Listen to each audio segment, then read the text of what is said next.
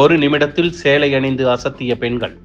இந்திய பாரம்பரிய சேலை அணிவதன் பெருமையை உலக அளவில் விழிப்புணர்வு ஏற்படுத்தும் விதமாக நடைபெற்ற இதில் 100க்கும் மேற்பட்ட பெண்கள் பங்கேற்றனர். இந்திய பெண்களின் உடை கலாச்சாரத்தை கூறும் விதமாக கோவையில் 100க்கும் மேற்பட்ட பெண்கள் ஒரு நிமிடத்தில் சேலை கட்டி நோபல் உலக சாதனை புத்தகத்தில் இடம் பிடித்தனர்.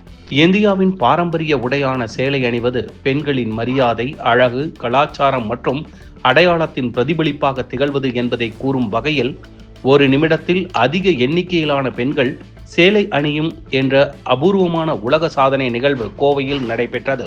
ஜெய்ஸ் பிரைடல் ஸ்டுடியோ மற்றும் அகாடமி சார்பில் நடைபெற்ற இதில் கல்லூரி மாணவிகள், இளம் வயது பெண்கள் 100க்கும் மேற்பட்டோர் ஆர்வமுடன் கலந்து கொண்டனர்.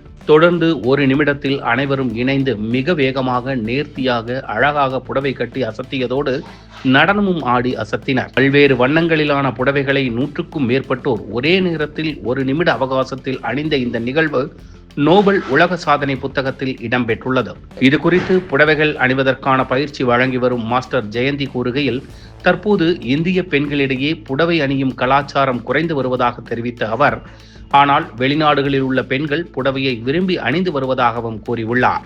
சேலை அணிவது பெண்களுக்கு தன்னம்பிக்கையை அதிகரிப்பதாக கூறிய அவர், இந்திய தமிழர் பண்பாட்டில் முக்கிய இடம் வகிக்கும் சேலையின் முக்கியத்துவம் குறித்த விழிப்புணர்வு ஏற்படுத்துவதற்காக இந்நிகழ்ச்சியை நடத்தியதாக கூறியுள்ளார்.